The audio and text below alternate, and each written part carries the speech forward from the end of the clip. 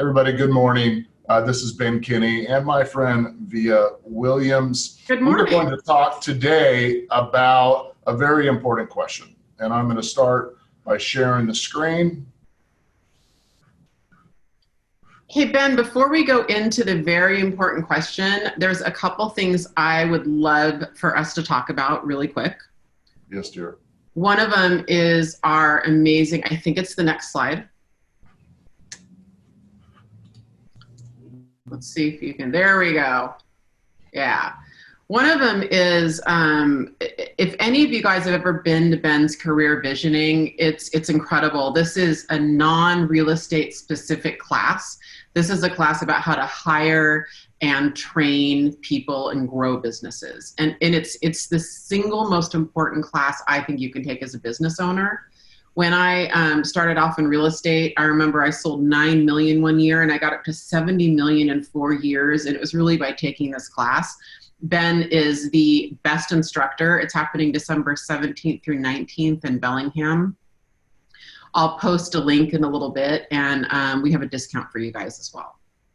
Yeah, it's a pretty important class because I know that many people have already taken career visioning or they have processes how to hire. What you may not have ever done is you may never been in a room with a guy that interviews almost every single day of the year for companies to buy, people to hire, partners to bring on. And you get a real life experience of seeing how I do that and seeing the type of people that we bring in and seeing that conversation. So I hope you guys can come and join me. By the way, all the proceeds are going to help homelessness and hunger from this event. We don't make any money from training. Yeah, that's amazing. The other thing that's on this slide that I mean, and I don't mean to sound like a broken record, but both of these classes have impacted me so much, is Win, Make, Give. Win, Make, Give is a class about wealth building, and it's almost Ben's financial biography. It's really how to build net worth, how to help your people build their net worth. I brought my husband last year, and it was really impacting for our marriage because it was really the first time we sat down, and we now track our net worth every month or two. And we've just never done that together. So it was really impacting, for me personally. And it really got me thinking more about, we make a lot of cash sometimes in life through our salaries or commissions or bonuses, but are we actually buying assets? Was that with that cash? And if so, which ones do we buy and how do we do that? And what's our framework? And Ben's just incredible with a bunch of guest speakers, and it's really a life-changing class. So yeah, and it helps a lot of people because that goes for charity as well. This year's speakers, who I can't disclose at this moment, are going to be unlike any speaker that you've ever seen at any event. Great. A couple of the more phenomenal people that have been out there. So if you guys want to come to any classes, come out and hang out with us, support some charities, have some fun. If you need any software, you guys know that our calls are always sponsored by Brivity. We're here to help you with any of your real estate related needs. And by the way, if you need a coach, make sure that you reach out to Forward Coaching. This is founded by the person who's been my coach for over 10 years, Debbie DeGroat, and she's willing to do a free coaching call to coaching consult with any of you that would want to explore could coaching take your business to another level. Sales pitch, commercials, in scene. Why we quit. Here's what I want you guys to understand is if you're on the call right now and you've ever felt like you want to quit, or like you want to give up, or if you ever quit something and you've ever regretted it, raise your hand. Type something into the chat box. And what I want you guys to know is that you aren't alone. We all think that it's something that we're going through, but I had somebody call me and they said, hey, do you ever feel like quitting, or like you can't, you don't know if it's worth it, or you don't know if you could go on, and excuse my language for a second, but I just responded back very honestly, and I just said, every fucking day, every day, like there's periods of time where I said, you know what, I don't know if I can do this. I don't even know why I'm doing this, right? And it's usually when somebody stole from me or cheated on me or left after I did a lot of things for them, or I failed or whatever. And I could tell you that everything great that I have in my life today is because when the going got tough, I didn't quit. Yeah. I persevered. I pushed through challenges to get where I'm at today. And one of the gifts has been getting to know people and getting to know the fact that they're real and they have the same exact problems as me. And we'll talk about that today. So we're going to dive into, why do we quit? Why do we feel like quitting? What can we do about it? And also, Via, sometimes we actually should quit. Yeah. What should we quit? And we're going to spend an entire hour diving into this subject that nobody talks about, but it affects me on a regular basis. So Ben, and I personally am really proud of the fact that I am the cause of you coming up with your Why We Quit matrix. you actually are, yeah. I know, and this is why we're doing this together, because you have been with me many times when we had those conversations. You look from afar and you see these people, and their trajectory actually looks like this, right? But how we feel is actually like this. Now, one of my goals is to understand what are the things that trigger me, that cause me to go into this downward spiral, that gets me to the point where I feel so low that I want to quit. Mm-hmm. And I also want to understand what are the things that trigger me to go so hard, that I get so driven and pushing so hard that I go so above what's maintainable, and I get to the point where I become physically exhausted and I actually crash.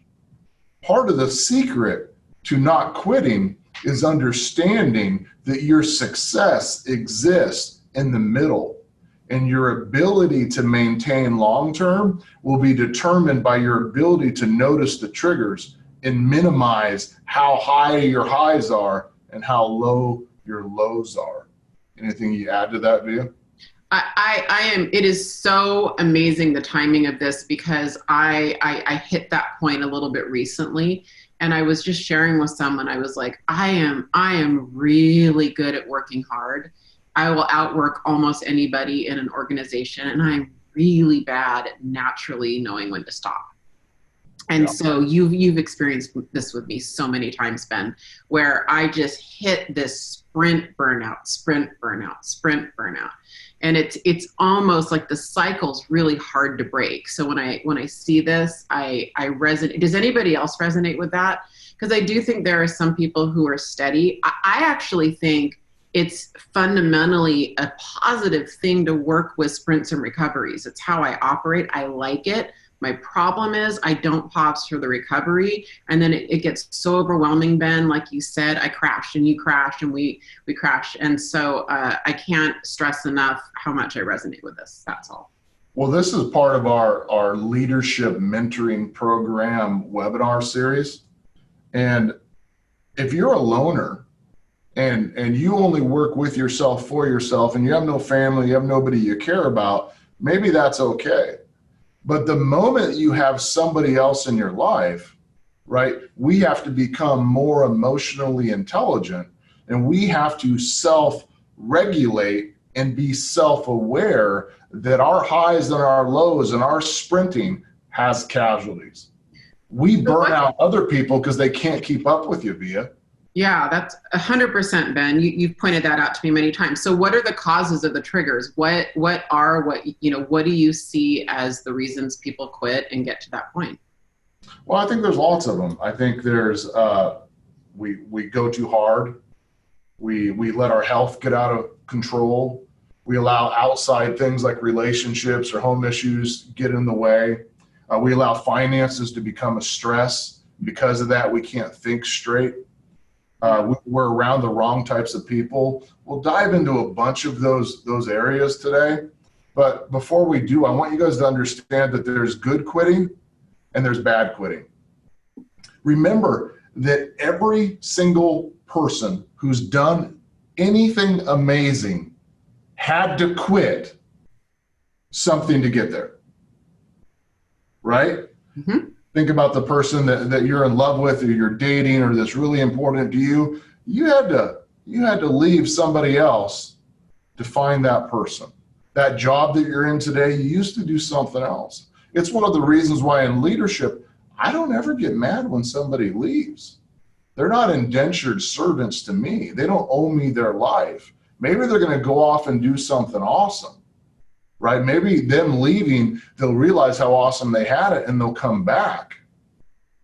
Another option is maybe by them leaving, I make room in my life for somebody awesome.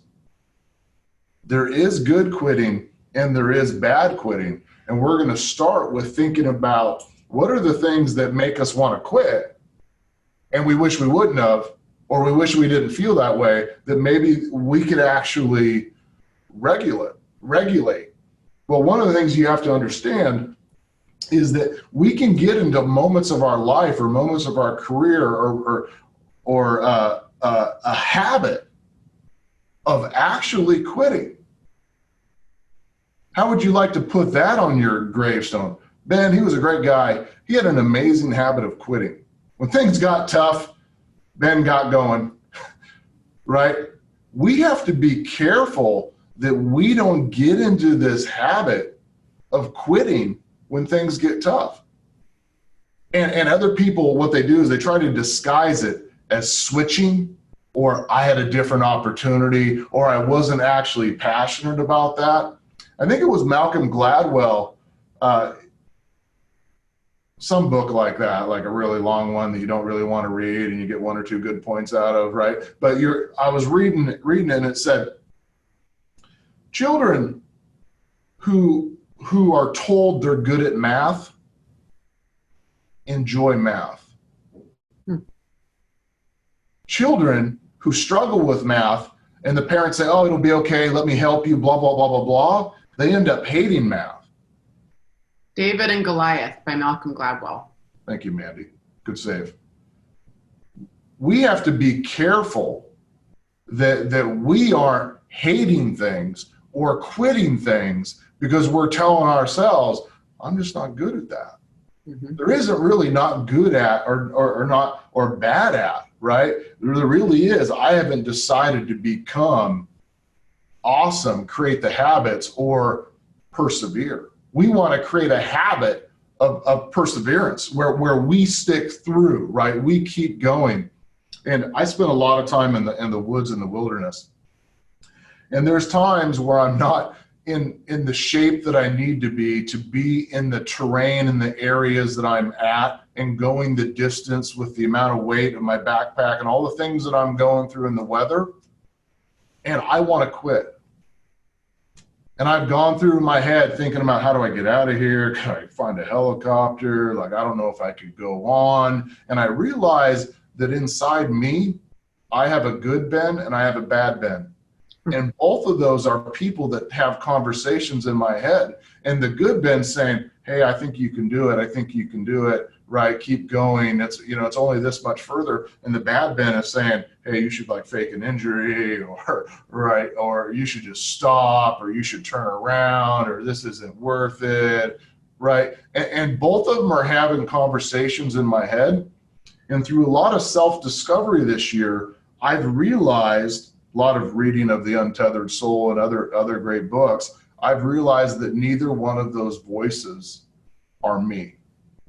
I'm the one that hears those voices in my head. There is a good Ben and a bad Ben that exist, and they talk inside my head, but those aren't me. I'm the one that hears them. So what I try to do is that when the going gets tough, I stop the conversation in my head. In fact, I started doing this thing when I'm really struggling. I just started saying, I have faith in myself, I have faith in God, I have faith in Jesus, I have faith in myself, I have faith, and I just repeat it, and I start talking literally out loud. My friends in the woods probably think I'm crazy, but I just start saying it over and over, because you can't have a conversation in your head when you're talking. You actually silence the voice. One time I got stuck out in a snowstorm by myself in the dark, and I was surrounded by these howling coyotes, and I didn't know if I could find my way back to camp. And I started singing, Who Shot the Sheriff? It was the only thing that popped in my head, but I was singing it out loud because I was stopping that voice. Yeah. And I was trying to get my mind to say, you can persevere, you can keep going. So we want to get into this habit of perseverance. Hey, Ben, just to add to that, we is actually as part of career visioning, which you're going to teach. We do a dialogue when we hire somebody. And there's some people on this webinar right now who we're going to probably work together. And the dialogue is, how do you win with me? How do you lose with me? How do I win with you? How do I lose with you?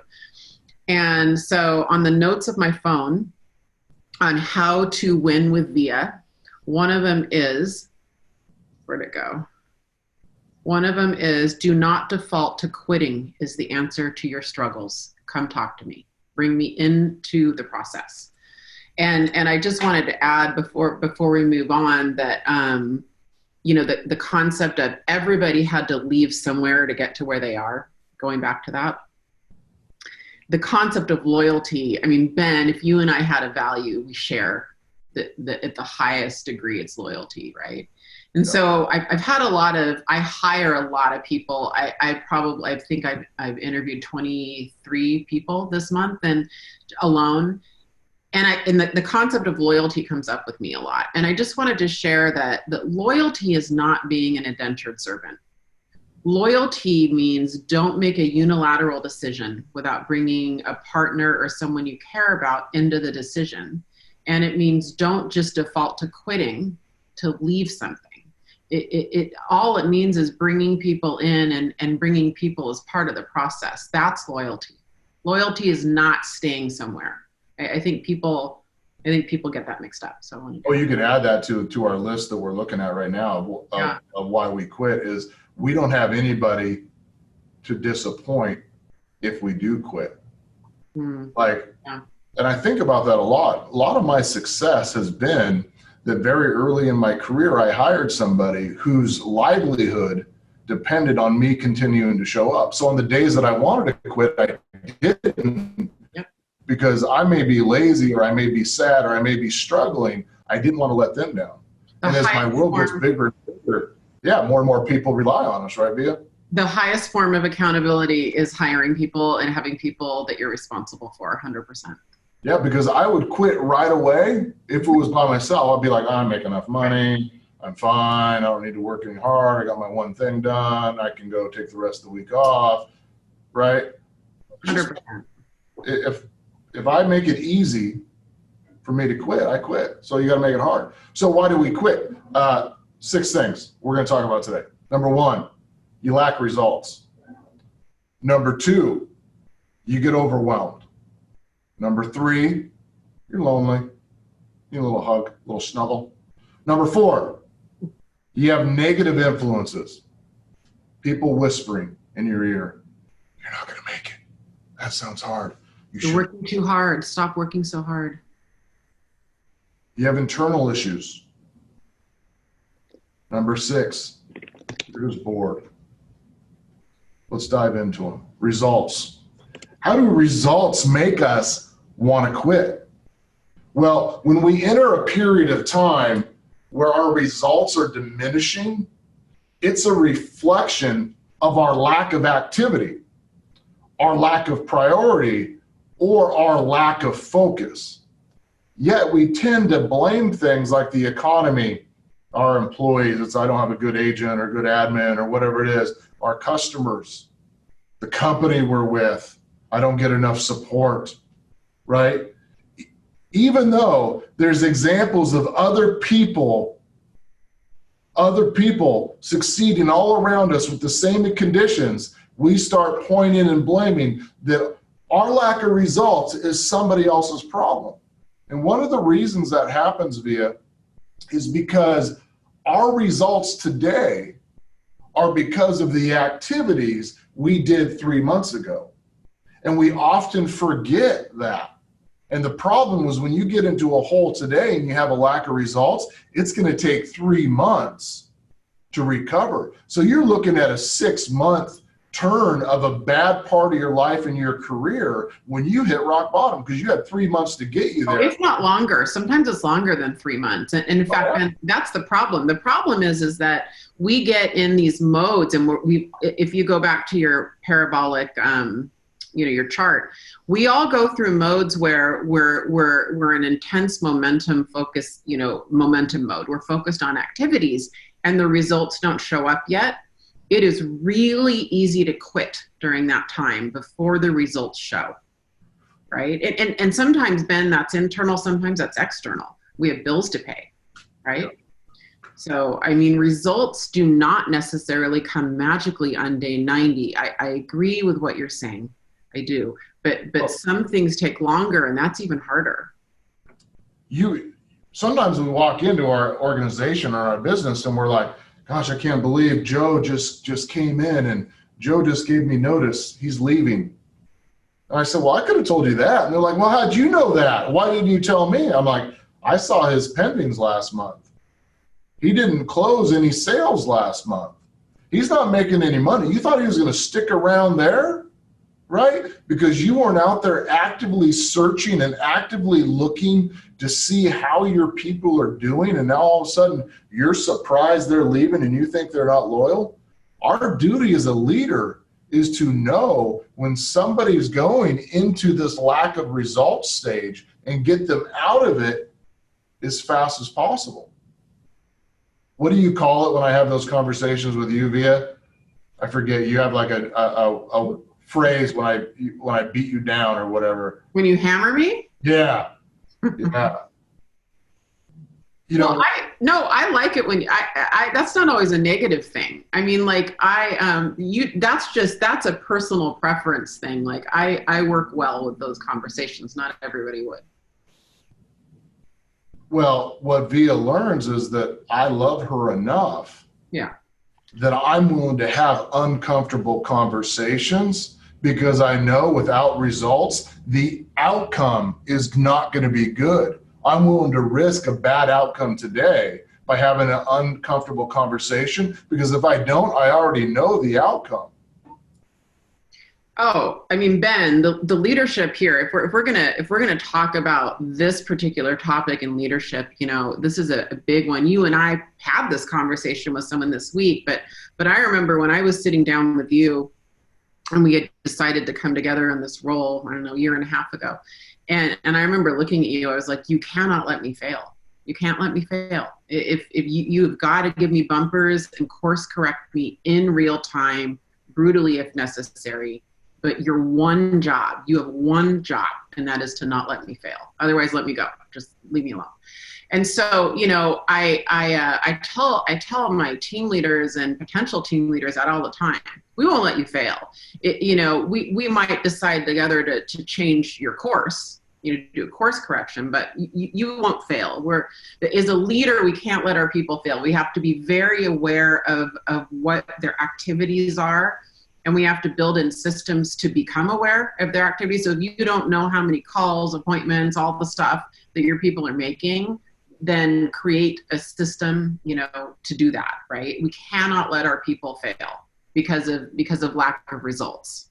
The only failure in our world is a failure to do the activity and a failure to prioritize the right things. Yep. Because if you do the activity and you prioritize the right stuff, I can help you, train you, and support you to get the results. But if you aren't willing to even do the activity, it's actually unsavable. It's an unsolvable problem, which we will talk about a little later today. So what I want you to think about, when you get into your mind, you're saying, you know what, I don't know if this is worth it. I want to go do something else. And you start looking at all these other things you call opportunities. Maybe what's really happening is you're internally, you're not recognizing that you're actually just failing. And because of that, you're saying, I don't have any passion for this anymore. This is no longer fun for me. I should go do something else, right? No, the reality is that when you were succeeding, it was fun. I saw it on your face. That's right. Right? You see it inside. But when you're failing, it's not good. You aren't getting results. It's not good. So you start going down this path of quitting. Well, the problem with that is that you create a habit of quitting, you go do something else, and when that gets hard, you stop there too and you go find something else, right?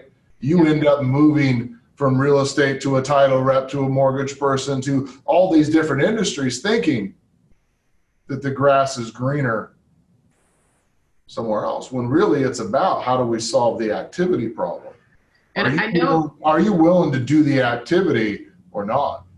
And I know we're spending a little bit of, longer on results, but I think that's a really pivotal one. And before we get to Overwhelm, which is a quicker one, I think, I was just with Gary Keller last week, and he looked at us in the eye and he goes, you know why I am where I am? It's because at the end of the day, I never quit. I literally never quit. And he's like, I hit every single goal I set out, rarely on the time frame I thought. So the translation of that is we can be behind on our time frames. Twee just put in chat, it took her 8 months to get results in the beginning, but she did not quit. That's why the 90-day thing it's a great analogy. I agree with you, Ben. For the people listening now that might be a little bit discouraged, it can take longer than that. And I just want you guys to know that you need to stick with it and not quit. That's all I was saying with that. All right. Now, what you might not hear from Gary is that it's not that he hasn't wanted to quit. It wasn't that he hasn't felt like quitting. It wasn't that it didn't cross his mind or he didn't go away for a while and focus on other stuff, right? What I want you guys to understand is we all feel that way. Now, it's what you do with it that matters. Well, another reason that we quit is because we get overwhelmed. What causes us to become overwhelmed is competition, because we like results and we like to win and we're used to winning, and all of a sudden we look up and we're no longer winning anymore. The new person in your business or the new competitor across the street is kicking your butt, right? And all of a sudden you start freaking out, overwhelming because of the impact of that. Financial issues. I would tell you, me personally, the number one thing that stresses me out, the number one thing that makes me want to eat a lot of ice cream, get my body by Haagen-Dazs, right, to withdraw, is when I get into a financial crunch. Which is why I'm creating boundaries and rules around me so that doesn't happen. And I do that by forcing all my businesses to have reserves before I get distributions. I do that by living on way less than what I make and saving a lot, by creating worlds where I'm financially secure because I put money into different buckets. So if any one bucket goes away, I'm not stressed because I know the impact financial problems have on me, my employees, my friends, my relationships, right?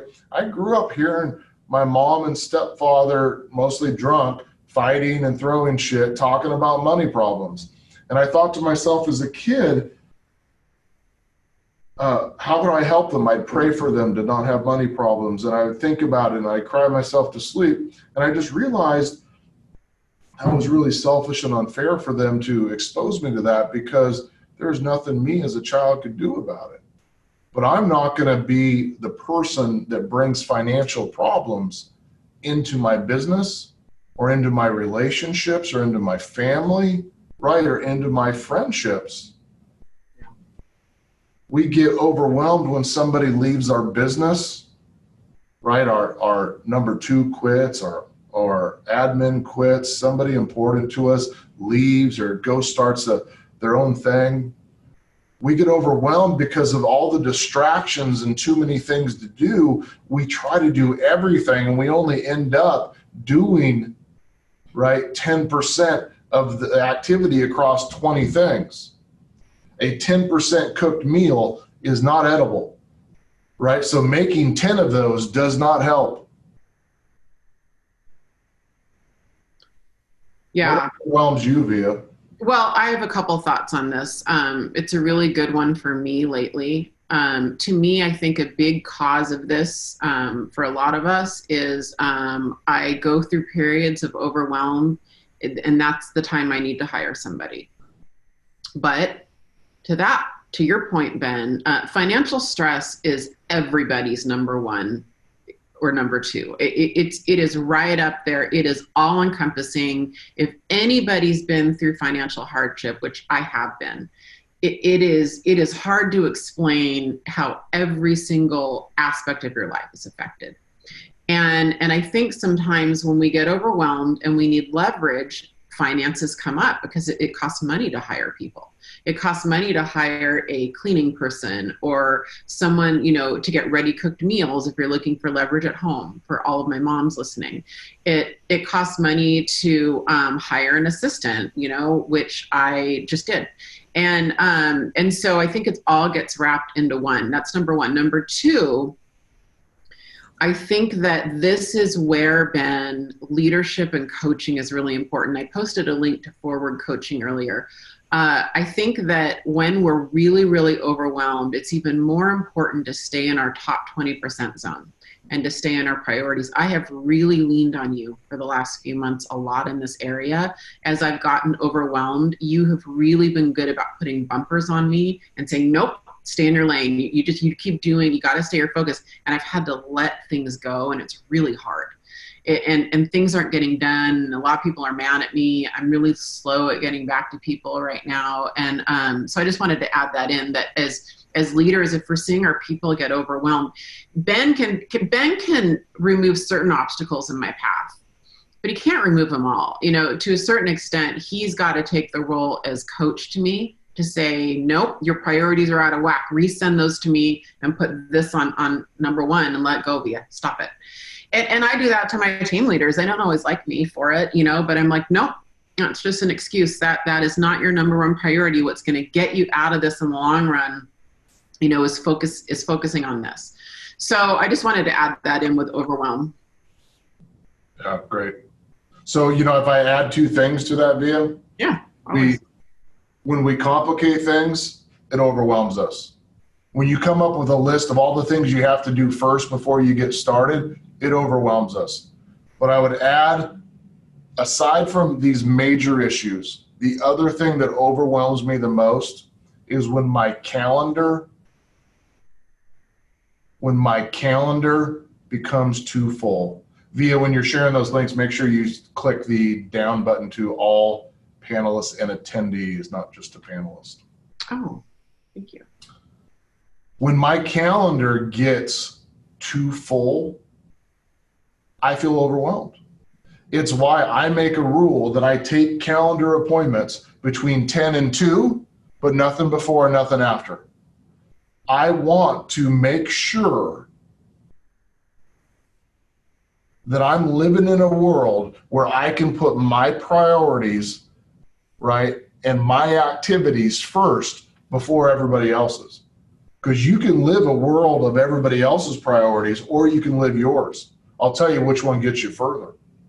When I meet with my friends and coach my peers, the people that I really think have amazing businesses, it's the number one thing I ask them to show me is I say, show me your calendar. And what I realize is they lived an entirely time-blocked life where 80% or 90 or 150% of their workday is filled with stuff. And I show them mine, and they say, well, how do you get so much stuff done then? I said, because I have all the time available to focus on what's important. Yeah. And I fight everybody to get on my calendar. And I push everybody off to get on my calendar, and I delay it, and I make sure it works because I'm protecting the good of the organization and the good of everybody by keeping time available for me to go out and win the war, not just fight a little battle. So think about, what is it that causes you guys and gals the most overwhelmed? Type it into the chat. Is it competition or financial issues or somebody leaving, right? What is it that's causing you to get to that point? Let's move on to the next one. I wanted to add a hack on that though. I have started to, we have a thing we do, an exercise at BKCO. It's, what do we call the 15-minute, what do we call that? The 15-minute thing. The 15-minute tracker? 15-minute tracker. So what I've started to do, really because of Ben indirectly pushing me on this, not directly, but Ben's been really, I've leaned on him a lot the last few months to help me stay in my priority zone. And but you do the same with a coach or a leader. He's just acting like a coach lately with me. And so what I've started to do is I started to use my Google Calendar, and I've started to try to do that at the end of every day, Ben, and color code it. So I try to go back. I'm probably at about 70% doing this, and I go back and I recreate what I did every 15 minutes on my calendar, and then I look at the colors. I should start sending that to you for accountability. That'd be good. And I start looking at the colors, and if there's not enough green in there, I'm spending too much time on the wrong things, right? So I just wanted to kind of add that in, that it's just been a really helpful hack for me. I don't necessarily color code it in the moment. So usually for me, it's sometimes in my weekly planning sesh or at the end of the day. So just wanted to share that. Awesome. Well, one of the next thing that causes us to want to quit, and I think it's one of the more overlooked ones, is being lonely. Most likely, the most missed and unrecognized cause of wanting to quit is because you're lonely. We retreat to the depths of our own minds, and we start believing the world is against us. We believe, unfortunately, everybody, that nobody else is going through what I'm going through today. Mm-hmm. Well, I had this aha as I started teaching and speaking. I realized that so many of the audience came to my classes and they enjoyed them, but they didn't do any of it. And I was making myself appear to be maybe too disciplined or too serious or too whatever, and the people didn't relate to me. And because of that, they came up with reasons and excuses why they wouldn't try what I was suggesting. I was attempting to be impressive instead of empowering. And I had to move into a different level of transparency for me. I'm a very private person. I do not like people in my private life. And I don't even like to talk about my private life. And because of that, people didn't get to know the real Ben. So when I started opening up and talking about my mom and talking about my childhood and talking about poverty and talking about being hungry and talking about struggles and talking about wanting to quit and talking about financial problems and talking about missing mortgage payments and talking about all this stuff, people around the audience, they started shaking their head and they started saying, oh, I went through something just like that. That guy, he's just like me. And all of a sudden they started removing all these excuses on why they couldn't do anything because what they went through wasn't as bad as me, or they related to it, or there was some element, right? They were just sitting in the corner saying, because of my because of my XYZ, right? Because of my past, because of these things, right? I can't do this today. And when they start seeing that we have struggles and we have problems and we have people quit and we have financial things and we've all been through that stuff, right? When we get naked and let people really see us, right? Without the Instagram filters and the Photoshop and the, all that stuff, people look and they say, oh, that person's just a little bit like me. I want you to know the number one reason why somebody comes and joins one of our companies as an expansion partner or joins us as a partner in brokerage or another business, it's not because they couldn't do it on their own. We only bring in the best. What it is because they don't want to do it alone anymore, right? If I went to Via and I was a stranger, I said, Via, why did you quit doing what you're doing and go work with Ben?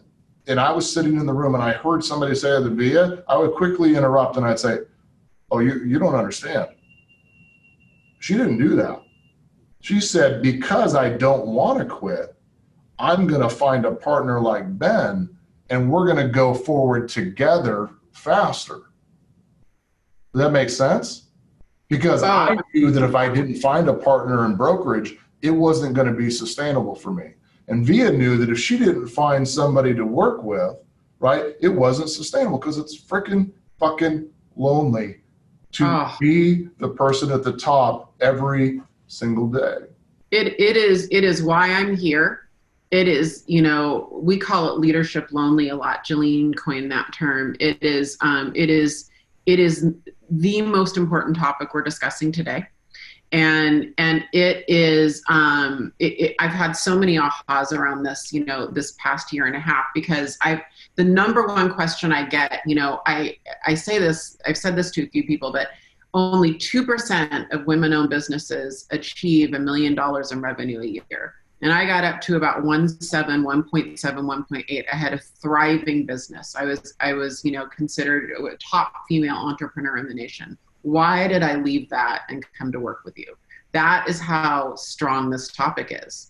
And the answer is that I am better with you, and I am better with the team that I have, and it's more fun. It's a more enjoyable journey. I figured, you know, I would hit my goal a year that I want to make either way. And I just started really evaluating, you know, who I wanted to do that with. And I started really understanding how important that is. So this whole notion of doing it on your own is hogwash. Gary Keller told us last week, every single billionaire on the planet, nobody owns their company outright, except for, I think, Sarah Blakely of Spanx does. But I also think she's got a tribe that has been with her forever, and she's built mechanisms. Every single other, you know, successful, wealthy, not just in money, you guys, wealthy person in life, Warren Buffett, Bill Gates, Ben Kinney, Gary Keller, none of them own their companies outright. There's a reason for that. You know, it's having half of a watermelon is way better than a whole grape. And, you know, I think that this leadership lonely topic, does anybody ever feel that and want to admit it on the chat? This leadership lonely, it's why we have such a thriving expansion team. Everybody wants a tribe. Everybody wants a community. The first thing I did when I came in, you know, with the market centers is I told my team leaders, this is your tribe. This is it. Last night, Ben, I texted you. Remember what I texted you? I tried to call you, you didn't answer. And then I texted you and I go, if you don't call me back, I'm going to burst. Remember that? Well, you were excited. And you called me back. And what was touching about it is, so I was telling you what I was going to tell you. And you go, okay, I have to go back to my meeting. I was like, did you leave a meeting to call me because you got that text? Like, that is exactly what not being leadership lonely is. And one of my team leaders, Lena, I think it was last week, texted me. She goes, oh my God, I have to tell you this news because no one else is going to care as much as you and be as excited as you. And she told me her news. And I was really excited because I've been on the other end so many times when I had no one to tell. I didn't have anyone to celebrate with. And by the way, that also goes when you want to cry on the phone too, and when you're not happy, you know? And so just in the last 24 hours, we have an example of that. I mean, I could go on and on about this topic. If you are on your own and you're an entrepreneur and you're listening, get yourself a tribe and get yourself a group of people that you can share this with. I think more and more I am convicted that we need to start partnering and joining forces and merging and consolidating together and building communities together. I don't think I'm going to waver too much on that because I've seen how it's impacted my life. It was kind of the foundation of why we put together this leadership mentoring program, so that you guys could be connected to others and you all could hear the things that we're going through, because I bet you're going through it too, right? I own almost nothing 100% myself. The only thing I can truly say I truly own is my poor health, my weight, and my lack of a tan. Those are 100% on me, but everything else I have partners in. That makes sense? Yeah, and Ben, I'm seeing a lot of really great comments on chat. In fact, you guys, this is the most active chat has been. I think that should tell you something. But a lot of you guys are talking about, so Ben and I, this is a good example, we are 90 minutes away from each other. My team leaders and I can be anywhere, depends where I am that day, 2.5 hours away from each other. Ben's got a huge expansion network that are, you know, clear across the country and in Canada. this doesn't have to be in person. It can be on text, on the phone, on Zoom, like we're on now. There are a lot of ways that you can have a tribe and a community with a virtual business. That may be a topic in and of itself, Ben, and we might want to bring some of our tribe on and just have a whole topic on that. What does it look like to have a super connected community on Zoom and text and phone and Slack and all that stuff? So anyway. Well, your loneliness is usually self-prescribed. And there'll be a point in your career when you get to a level where you realize that your support group, your friends, require you to get on a plane or get on the phone to go find, right? I don't always have the people around here that I can sit down and talk about the type of scenarios that I'm going through today, but I actively search it out in all areas of my life, including health and faith and mindset and finances and business and technology and so on, right? So next reason that we quit, negative influence. Negative influence, right, is about who are we letting into our kitchen? Who are you allowing to come into your kitchen and take a little poop? Because when you let people into your kitchen and they do those sort of things, right, they're ruining your meal, they're ruining your day, they're ruining your house. And I'll tell you whose fault it is. It's yours. You let them in, right? People can either become sails or anchors. They push you forward or they hold you back. By the way, don't ever hold me back or don't ever try to slow me down. You can be a sail and push me forward and lift me up. But if every time you come into my office or every time you come into my phone, right, or we talk and you leave and I have less energy than when I started, I realize that you are not a positive influence to me. You are a life sucker. You are an energy sucker, right? You're a happiness sucker. Vampire, Ben. We call them vampires. They suck our energy. I don't like it. I don't want people coming into my world every single day and taking a poop in my office because I'm really enjoying my new office. I got my polar bear hang up. I got my couch there for naps. I'm doing good. 49 minutes for poop to come up, folks. 49 minutes. That's pretty good. It might be a new record. Just saying. Be a record. Yeah. Don't shit in my kitchen. So here we go. Okay. What are you going to do? What are you going to do? You got to create boundaries where you decide who is going to influence me. And then you as a leader, you have to walk around your organization enough to see who is actually ruining your culture and who's planting the seeds of doubt in your garden. And your fear of losing somebody, your fear of losing that person isn't real. Because when those type of people leave, everybody looks around and they say, whoa, things are different right now. Things feel different. There's a different energy, right? When you get rid of those people, even if they're your number one producer, you're always going to be okay. In fact, you're going to flourish because you've removed that negative influence that was ruining everybody else's productivity and positivity. When I nip it in the butt, remember that leaders run to problems. Yeah. When a leader sees somebody pooping in their kitchen or going in there and whispering seeds of doubt, they go out there, they don't water it. They freaking dig it up like a weed, spray Roundup on it, right, and get it out of there. Your job is to go out there and spray Roundup on all these negative influences, right, and get it out of your world. And sometimes, Ben, we become the negative influence. I'm thinking about a time where I'm making myself look really bad in this webinar, which is fine. I'm thinking about a time where I was really concerned about our results, and it wasn't that long ago. It was a couple months ago, and I came on to a team leader Zoom, and I did my thing.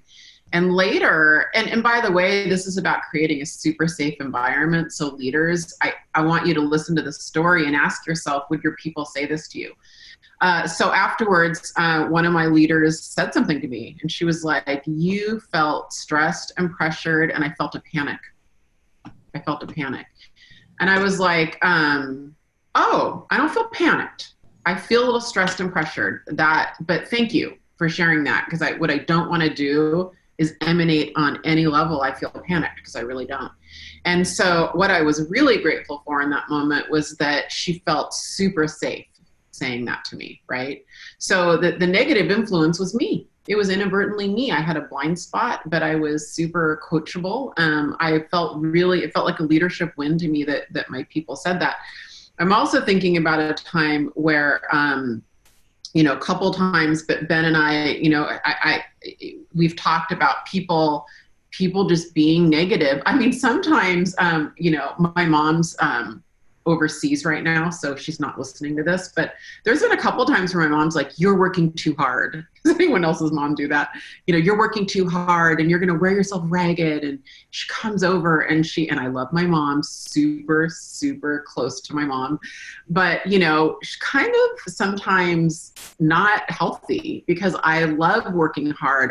I've got a good vibe with my kids. I like my kids seeing me work hard. Like we have a good family environment around working hard. I have really hardworking kids. So sometimes even our own parents who we love, can be that influence, So I just thought I'd throw that in. I wrote this down the other day from a podcast I was listening to. And it said, my life isn't going to make me happy. My happiness is going to make my life. Oh, wow. I've been searching for things in my life for a long time to make me happy, Via, right? More money, more businesses, more success, more recognition, that better relationship, that whatever those things, right? That car, like whatever those things would be, looking for that to solve happiness so I could live that life. But in reality, what I needed to do was to become happy. That's really good. I'll think about that one for a while. That's a really good one. Well, another reason that we feel like quitting, that we run into this struggle, is because of internal issues. Think about this. We try to solve internal problems with external solutions. I'm not good at managing money, so because of that, I'm going to go take this other job. I'm not good at managing my emotions, or I'm having these life problems, or I'm having these relationship problems, and we have all these other things that are actually not related to what you're actually quitting. But you think that quitting and switching to something different is going to solve that. I think about that in the real estate industry a lot, where an agent says, I just need to change. Yeah, you need to start freaking working. But instead they're like, no, I'm going to go change, and I'm going to go to this other brokerage and do this other thing. But the reality is that isn't their problem. Their problem is they aren't doing the things that they know they should be doing. And the way I put that into perspective, I said, if I took somebody I love and I had them follow me to work tomorrow, and they sat behind me for the entire day like the bear there, but they didn't say a word, would they be impressed or would they be depressed? Yep. If somebody watched you for an entire day, let me ask you all a question. Would they be impressed or would they be depressed? When they saw you guys answer in chat. How you used your time. What was that, Via? I want them to answer that on chat, the people that are at your computers. We need to first solve our mindset, solve our energy, our physical energy, get control of our emotions, figure out some time management before we quit anything, because otherwise you're going to create that habit of quitting. And I've said that to people who have left my organization. I've just said, I'm sorry to see you go. However, my guess is that you're going to realize that you're trying to solve an internal problem with an external solution. And I hope it works out for you. But until you start working on the inside of you, you're always going to think that changing the external job, career, company, whatever is going to solve your problem. It just doesn't do it. 100%. And we see it so much in real estate too. They think that if they move to an office that has, a different sign or more glass in the walls, that the world's going to change. The other thing I see with internal issues is, a lot of people making permanent decisions based on temporary problems. So, if there's an internal, if you're stressed because you're going through a financial hardship, an external change or quitting is not necessarily the way forward. It's a very permanent solution to something that could easily be changed. Yeah, I talked to a friend the other day, and he said, yeah, I'm doing a loan to pull out equity out of my business or my home or whatever it was. And I said, why? And he said, I'm worried I'm not going to make it through the winter. And I said, well, you got a problem with your business model. You don't have a problem with the winter. You need to have a business that can survive the winter. Don't pull the equity out of your house and just owe that much more, because you're not solving anything. You're just postponing and adding debt to it, right? Get your expenses and get your life and get your activities up, right? Go sell 2 more homes or go do 2 more things so that you actually survive the winter. But the easier path was to go pull out equity, sell something, cash out your 401k, fire everybody, right? Mm-hmm. Cancel whatever thing, you know what I mean? Yeah. Yeah. They aren't willing to do the hard stuff. Well, another issue that we see on gets us to want to quit is because we get bored. All the time. Boredom, Via. Here's the thing. A lot of you guys listening and watching this are super talented people, very driven, ambitious, talented people. And what happens, Ben, with super ambitious, talented people who are quick learners? They achieve mastery relatively quickly. They achieve success in something, and then what happens? They get bored. And then the creativity kicks in, and then stuff starts happening, and it's like adult ADD. They're looking for the next thing. And I relate to this. You relate to this too. I know you do. We've talked about it. We both relate to this. So, this is where shiny object syndrome comes in, right? This is when we no longer attach what we're doing to a vision or a big why. I use this term daily. I know you use it a lot, but one of the best terms in the world is that undisciplined pursuit of more. Where one day you go, what am I doing? I'm super bored. I'm just growing this thing 20% a year because I think that's what I'm supposed to do. And I'm not necessarily making any more profit. And then we start looking at, that's when quitting kicks in. Yeah. Yeah. Quitting because of boredom is another way of saying I hit a ceiling and I'm not willing to break through it. Yeah. Because you're just bored at your lack of results. So you try to add something else to it, or you're bored of the fact that you continue to have to hit the nail with the hammer every single day, right? But actually, that's what success is. Success is long-term consistency. Yep. Right? And change is earned over time incrementally, not exponentially, just because you're bored. Yeah. It doesn't work that way. Gary always says we have to come to peace with the boredom of mastery. Yeah. Now, I do believe that there is something called good quitting. And good quitting is when you quit something because it's just not working for you anymore. I good quitted this summer when I took a right instead of a left, and instead of driving home, I drove 9,000 miles across the US to get some things figured out in my world, because I had to quit a lot of things. I had to quit a lot of bad habits, right? I had to make changes so that I could get back on track and start living up to my potential. I want every single day to be the person my dreams require. I don't want to be the person that talks about what I'm going to do, but never actually does it. So we have to ask ourselves the question, should we quit or shouldn't we? What should we quit and what shouldn't we? I use what's called the problem matrix to figure it out. And I've never shared this on a webinar before, but as people that are in my masterclass program, this in-depth small group mastermind where we meet all year 4 times for 2 days straight, they know because I bring it up every time. We use infrastructure tools like this to figure out, is a problem solvable? So do me a favor, draw this picture. Just draw this picture. Take the problem matrix and draw it. In the top left-hand corner, you have unwilling. Unwilling is when you have a problem that you feel like you want to solve or you think you should solve, but actually you're unwilling to do what it takes to fix it. The other option is you have a problem that you need to solve, but you physically, and I mean physically, literally, have no time to fix it.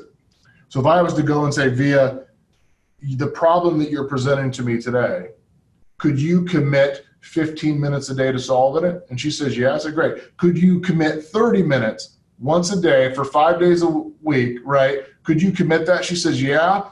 If I believed that we could get it done in 30 minutes a day, I would say, great.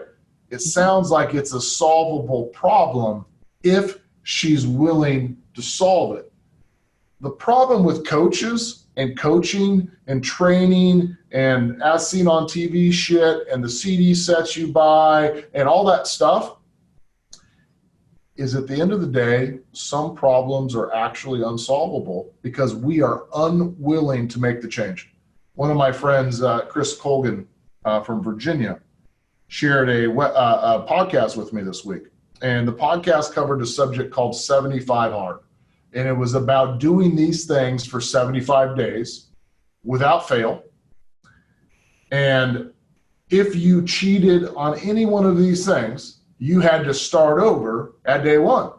I like systems and I like plans.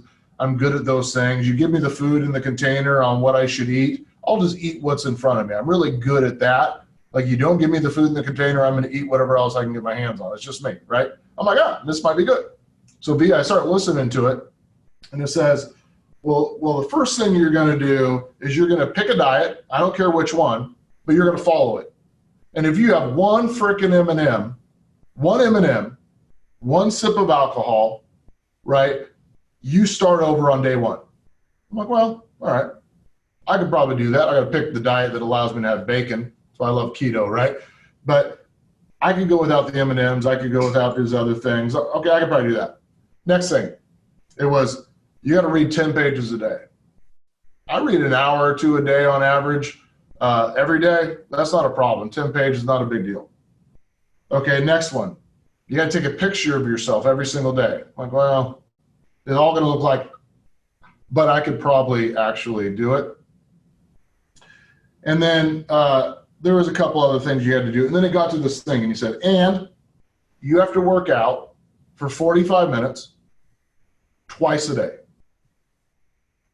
And one of those 45 minutes has to be outside, regardless of the weather.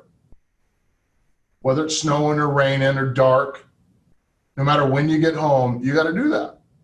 And I started thinking to myself, 45 minutes a day, twice a day, that's an hour and a half.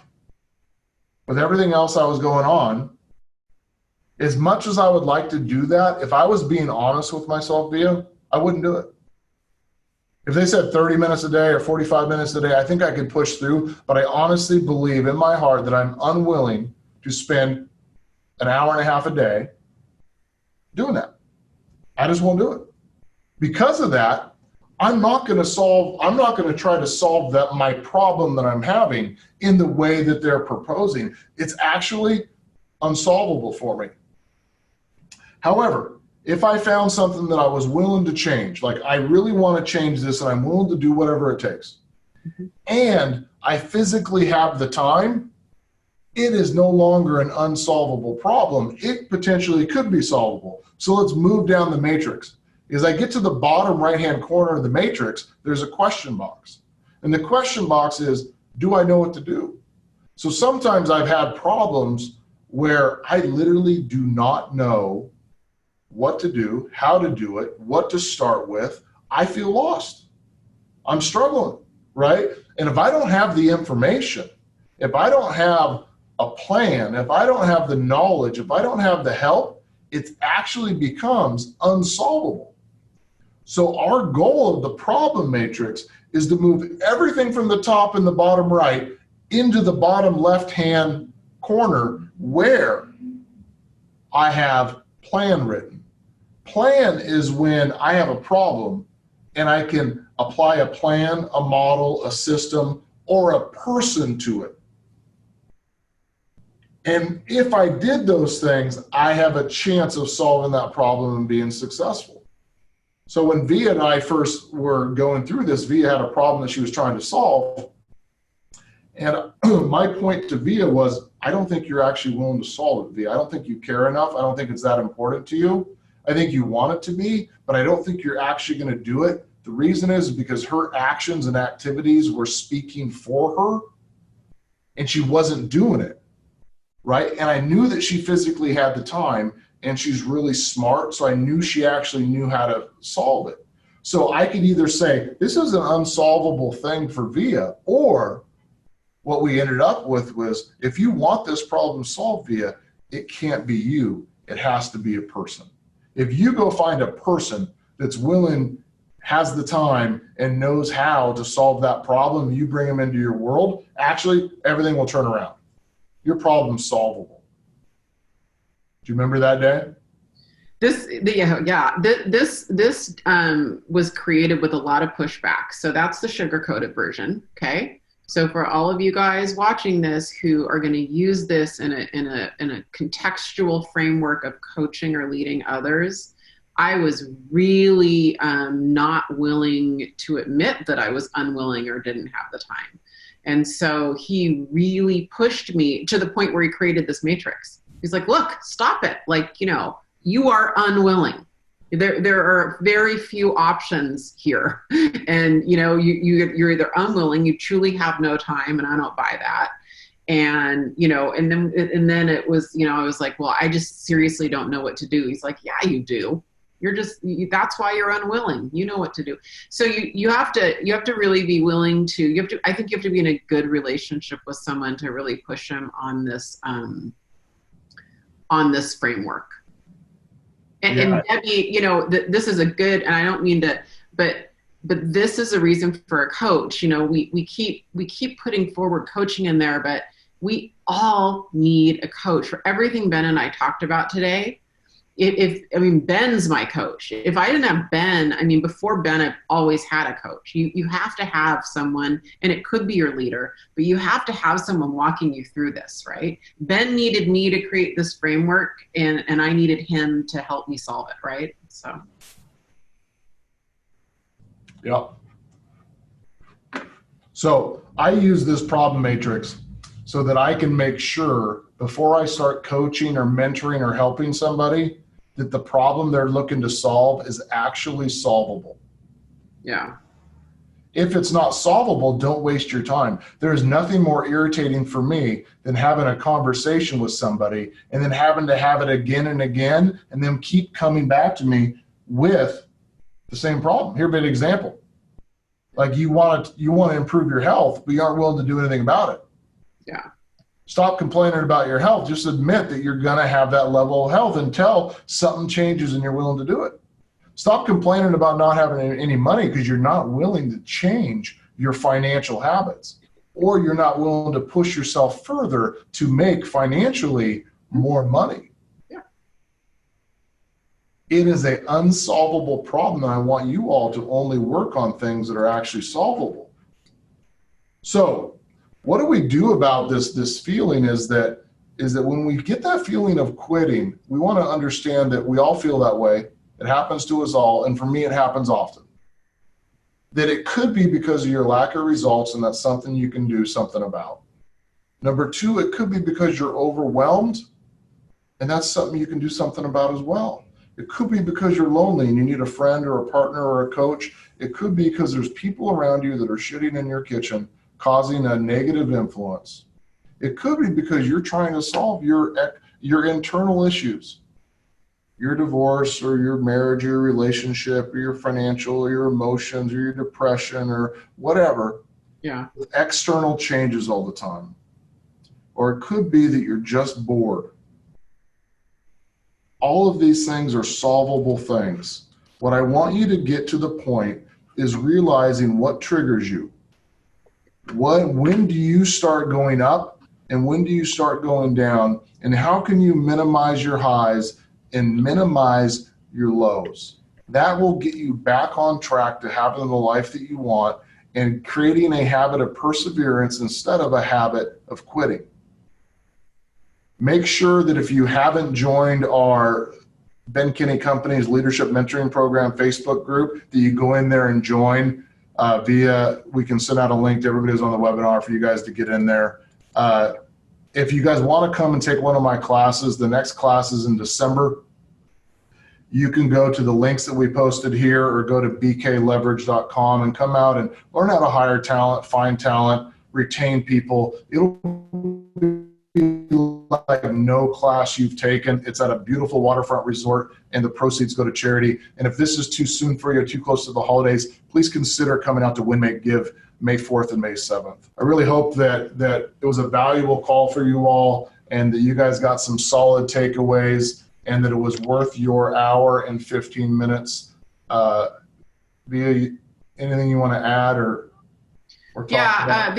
Thank you, first of all. And secondly, all follow-up conversations and questions and whatnot, they're always on the Facebook group. Ben and I do go on there and answer questions and have dialogues. So if you want any resources that we mentioned, I posted the 75-day hard thing on there, but go onto the Facebook group and we'll get you what you need. Yeah, and we're doing a cool thing. We're doing a Christmas party at this December CV event. We're doing a tour of our offices we just remodeled. You can come into my office and look through my drawers and look at the books that I read and see what we do and hang out. And hey, Ben, we're actually doing a private event for all of you guys, actually, for the leadership mentoring people. So we're going to post a link pretty soon, but we're going to have a private event at Career Visioning. So just for the leadership mentoring program. Just for us, yeah. All right, everybody. Have an awesome day. Thanks for giving us an hour. Thanks, everybody. Minutes of your time. See ya.